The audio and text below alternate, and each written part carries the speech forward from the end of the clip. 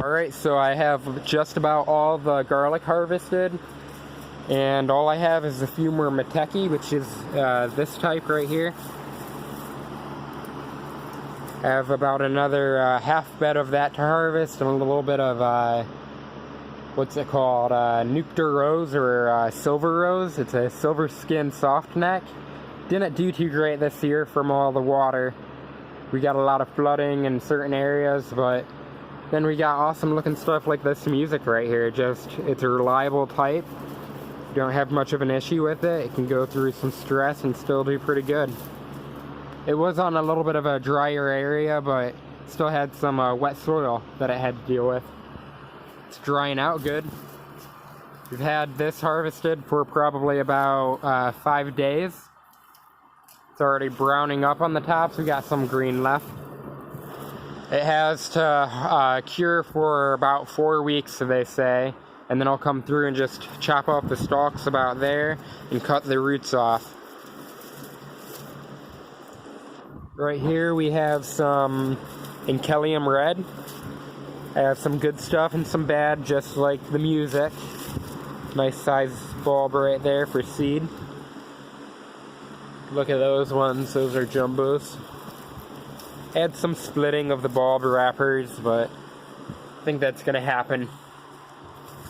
Especially with all the rain and then all the heat that we got right after. It's been about 95 or 98 these last couple days and very humid. So hopefully that doesn't affect any of the drying process. So I got a fan there, and I'll probably put another one in on the other end and maybe one on this side. This is also Enkelium Red down here. I like to try to come through and just shuffle them around. Give them more area to dry.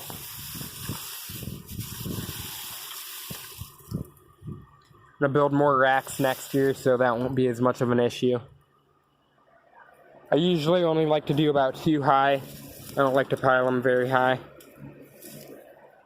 If you go too high, then they'll have rotting issues and they won't cure right. This is also music garlic right here.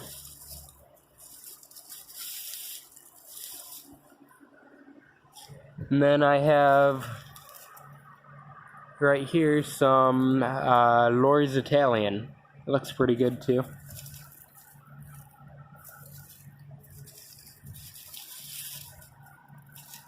Got some small stuff like that's pretty small, but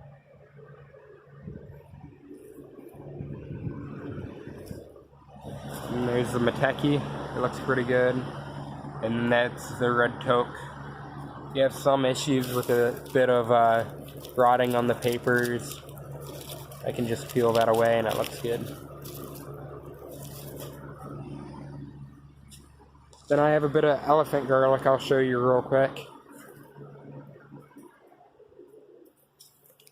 I'm about to go put these on the racks. I just harvested them not too long ago. They're decent size.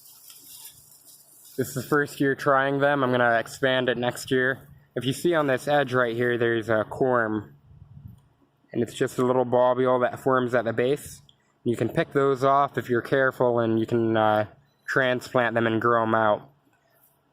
Elephant garlic is hard to start up with because it's expensive for the seed. Because, I mean, one bulb probably can weigh up to a pound. And you only get a couple cloves per bulb. Like this one only has about 3 or 4 in there. So you could imagine with that weighing about a pound, that's going to be pricey. Costs about $20 a pound for it in the first place for garlic seed. Whereas like music, it's smaller. That doesn't weigh anywhere near a pound. It's probably 1/4 of a pound or maybe even a little bit less. And that has how many bulbs in it? Probably 6 cloves in there. So 6 cloves would be 6 plants. So it goes a lot further away than the elephant garlic for seed. But now that I won't have to buy music garlic seed because I got such nice stuff, I can put a little bit more money towards the elephant garlic. But yeah, then I got some Blossom. It's like an Asiatic garlic. It's kind of in between a soft and a hard neck. Some of them shoot up escape. Some of them are more of a soft neck. See, that one has a little bit of escape. And what escapes are is these. When you harvest them young, you can just pop them off the plant, and they'll curl up like pretzel, and that's how you know when to harvest them. And you just fry them up in a pan with some olive oil and salt and pepper. They taste really good.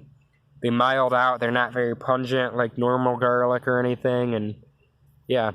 So these ones I let go because they're a good indicator sign of when your garlics are ready to harvest, when they're sticking straight up like that.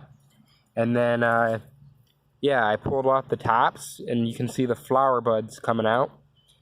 And then you have little bulbules. Like you can see them there. And those are what people like to plant as well. Those are smaller than the other bulbules for the other type. But that's a good thing because we want to get them off before they get any bigger. So all the energy goes towards the flower buds. Because I want these to get some good flowers on them and try to get them to get pollinated. So I can save some true seed. So I can make some hybrid garlic, which is something a lot of people are trying to do nowadays. There's some success from a company called Garlicana, and they have a couple different varieties that they bred that are doing pretty good.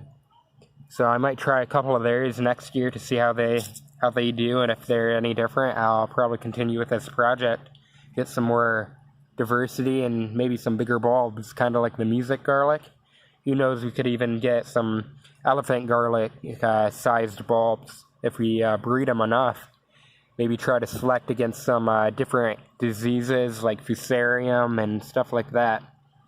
The problem with garlic nowadays is how people they'll grow it is they'll save the bulbs and they'll divide the cloves. And I mean, it's practical, and that's why people do it, because it's not practical to save those little bulbules. So we'll divide them up, and we'll just pop them in the ground a couple inches deep, and that will be genetically identical to the plant that came before it, unless there's a genetic mutation of some sort, but that's not what we want. We want to try to promote genetic diversity so we have disease resistance. We don't want nothing like going on with the bananas, like Panama disease. We don't want that. So I think ideally what we should be doing is trying to make new varieties and switch it around occasionally and not grow all the same stuff. They had the same issue with, there's a type of onion called potato onion, and years and years of growing them, they got different diseases accumulated in the bulbs, viruses, and that just caused the bulbs to shrink. If a bulb has a virus, it doesn't get jumbo size like that. They stay small. So someone out in Utah, I forgot his name, he bred the potato onions that he had, and they were pretty small. They were only about that big, and he bred them and saved seeds when they shot up escape one year, and he made something called a Green Mountain potato onion, and they get jumbo. They get like a normal size onion. So I'm going to try to grow those out next year too and see what I can do with those. Got Mateki right there. I'm not sure if I already showed you a couple of the different varieties here. But yeah, that's it. I'll probably stick to about 5 varieties. I don't have room to do a bunch of different types and keep them separate. It's hard enough time trying to keep all these varieties straight and not get them confused. So any other types I do will be from true seed from here out, I think. I might get rid of the Blossom if it doesn't get bigger in the future years. It won't be worth saving it. Because I mean, why grow that if I can have something like that? But yeah, that's about it. Thanks for watching.